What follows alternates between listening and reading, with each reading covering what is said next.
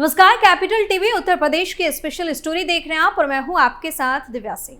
CM योगी के सख्त आदेश के बाद उत्तर प्रदेश में बदमाशों का लगातार सफाया किया जा रहा है। सीएम योगी के निर्देश के बाद उत्तर प्रदेश पुलिस ने एक बार फिर से हत्या और लूट जैसी संगीन मामलों में वांटेड आरोपियों की धरपकड़ शुरू कर दी है। वहीं पुलिस पर पलटवार करने पर ऐसे अपराधियों को ढेर भी किया जा रहा है, जिसके बाद से उत्तर प्रदेश के अपराधियों में हड़कंप मचा हुआ है। वहीं यूपी पुलिस ने एक बार फिर से तगड़ा एक्शन लेते हुए एक बदमाश को मार गिराया है। सीएम योगी के तगड़े एक्शन से हड़कंप, मिट्टी में मिला यूपी का एक और बदमाश। पुलिस ने देर रात एनकाउंटर में किया ढेर, हत्या और लूट के बाद चल रहा था फरार। यूपी के सीएम योगी आदित्यनाथ का साफ साफ कहना है कि अगर यूपी में रहना है तो अपराध छोड़ना होगा और अगर नहीं माने तो अंजाम भुगतना होगा। इतना नहीं, उनके एक एक शब्द और चेतावनी सही साबित होती जा रही है। यूपी के बदमाश और अपराधी लाख कोशिश कर ले बचने की, लेकिन पुलिस इनको तब तक नहीं छोड़ती जब तक उनके जुर्मों का हिसाब ना हो जाए। एक बार फिर से यूपी पुलिस ने एक बदमाश को मार गिराया है। दरअसल उत्तर प्रदेश के गाजियाबाद में टाटा स्टील के बिजनेस हेड विनय त्यागी की हत्या के आरोपी को पुलिस ने एनकाउंटर में ढेर कर दिया है। बता दें कि यूपी के गाजियाबाद में बीते दिनों शालीमार गार्डन इलाके में टाटा स्टील के बिजनेस हेड विनय त्यागी की हत्या कर दी गई थी।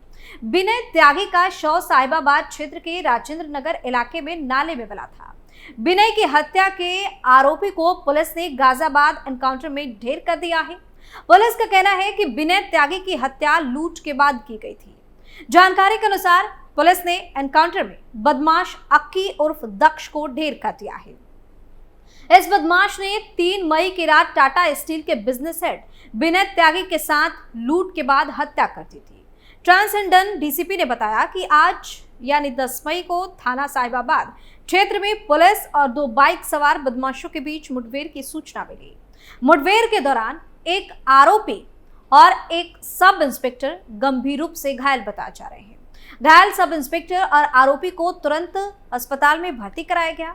वहीं एक बाइक सवार बदमाश अंधेरे का फायदा उठाकर फरार हो गया। उपचार के लिए भर्ती आरोपी की मौत हो गई। जानकारी करने पर पता चला कि उसका नाम अक्की उर्फ दक्ष है, जो सीलमपुर दिल्ली का निवासी है। यह आरोपी 4 मई 2024 को थाना शालीमार गार्डन इलाके में हुई लूट और हत्या की घटना में वांछित था। इसके कब्जे से एक लूटा हुआ मोबाइल फोन और एक अवैध असलाहा भी बरामद हुआ है। पुलिस ने कहा कि 10 मई को गाजियाबाद में शालीमार गार्डन थाने की पुलिस वांछित आरोपियों की तलाश कर रही थी।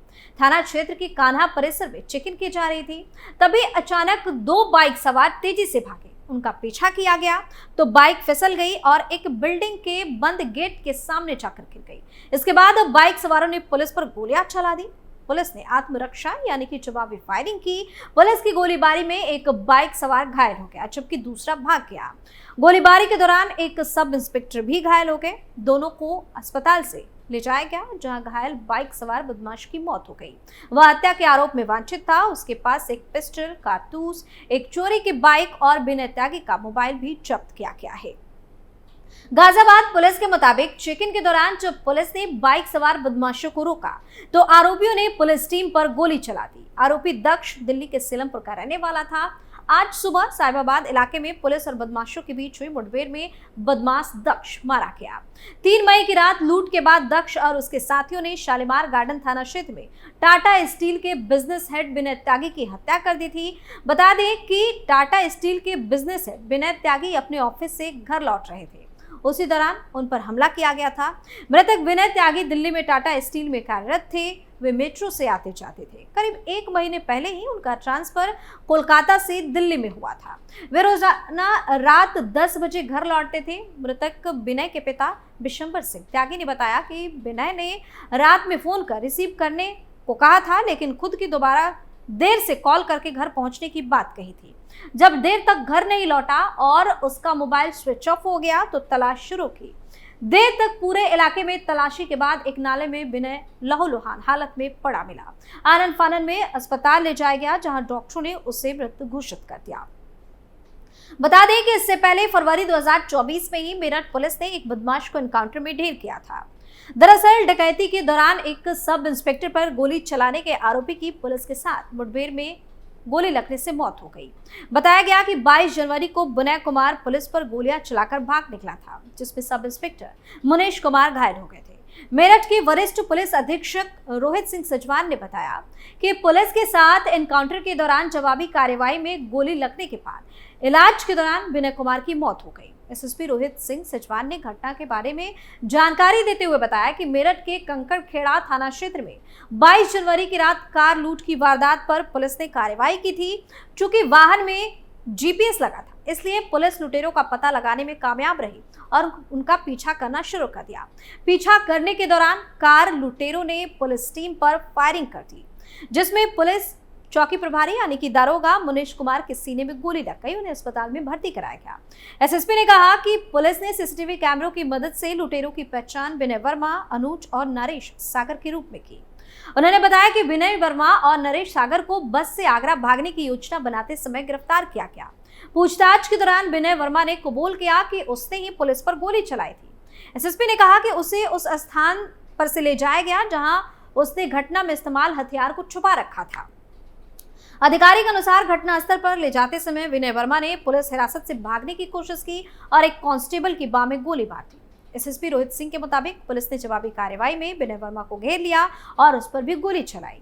पुलिस की फायरिंग में विनय गंभीर रूप से घायल हो गया। उसे अस्पताल ले जाया गया, जहां उसने दम तोड़ दिया। उन्होंने कहा कि वर्मा के खिलाफ मेरठ के विभिन्न पुलिस स्टेशनों में हत्या के प्रयास, डकैती, गैंगस्टर एक्ट और चोरी के 6 से अधिक मामले दर्ज है। वह एक हिस्ट्री शीटर था और अपने साथियों के साथ मिलकर जिले में डकैती, छिनैती और लूट की वारदात को अंजाम देता था। वहीं इससे पहले जनवरी 2024 में यूपी एसटीएफ ने एक माफिया को ढेर किया था। दरअसल उत्तर प्रदेश पुलिस की स्पेशल टास्क फोर्स को एक बड़ी कामयाबी मिली थी। यूपी एसटीएफ ने सूबे के कुख्यात माफिया विनोद उपाध्याय को एक एनकाउंटर में मार गिराया। उपाध्याय पर 1 लाख रुपए का इनाम भी घोषित था और उसके ऊपर दर्जनों मुकदमे दर्ज थे। रिपोर्ट्स के मुताबिक विनोद उपाध्याय उत्तर प्रदेश के बड़े माफियाओं में शामिल था। उसका नाम सूबे के टॉप 61 माफियाओं के लिस्ट में शामिल था। उपाध्याय अयोध्या जिले के माया बाजार का रहने वाला था और उसके ऊपर करीब 3 दर्जन आपराधिक मुकदमे दर्ज थे। विनोद उपाध्याय और यूपी एसटीएफ के बीच यह मुठभेड़ सुल्तानपुर जिले के कोतवाली क्षेत्र में हुई। बताया गया कि विनोद फायरिंग के दौरान घायल हो गया, जिसके बाद उसे अस्पताल में भर्ती कराया गया इलाज के लिए। अस्पताल पहुंचने पर डॉक्टरों ने विनोद को मृत घोषित कर दिया। अपने सटीक निशाने के लिए मशहूर विनोद उपाध्याय ने अपराध की दुनिया में तहलका मचा रखा था। हाल फिलहाल उसने अपना ठिकाना गोरखपुर जिले में बना रखा था। वह उसके खात्मे को एक बड़ी कामयाबी के रूप में देखा गया। रिपोर्ट्स के मुताबिक कुख्यात माफिया जॉन विनोद के खिलाफ हत्या की कोशिश लगभग समेत 3 दर्जन मामले दर्ज थे। विनोद के साथ मुठभेड़ के दौरान एसटीएफ टीम का नेतृत्व डीएसपी दीपक सिंह कर रहे थे। मुठभेड़ के बाद माफिया के पास से 30 बोर की Chinese company made pistol, 9mm की फैक्ट्री मेड स्टेन गन के साथ साथ जिंदा और खोखा कारतूस भी बरामद हुआ है। तो सीएम योगी आदित्यनाथ ने उत्तर प्रदेश में कानून व्यवस्था को मजबूत करने के लिए कई बड़े फैसले लिए और एक के बाद एक उनके सख्त एक्शन का असर भी दिखने लगा। इन दिनों जिस तरह से अपराधियों का यूपी पुलिस एनकाउंटर कर रही है, उसके बाद इनमें दहशत का माहौल कायम हो गया है और सीएम योगी का नाम सुनते ही ये अपराधी अब कांप उठते हैं। इस स्पेशल स्टोरी में फिलहाल के लिए इतना ही। देखते रहिए कैपिटल टीवी उत्तर प्रदेश। नमस्कार।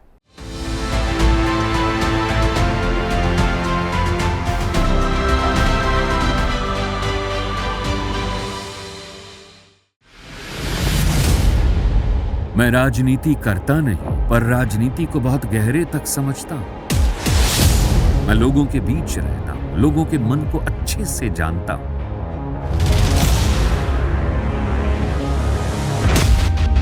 पब्लिक और पॉलिटिक्स की हर नब्ज को खूब पहचानता हूं। संघर्ष की सियासत से सत्ता के सिंहासन तक मैं हर खबर से खरा सच निकालता हूं। ना कोई दौड़, ना कोई race. Capital TV, Uttar Pradesh.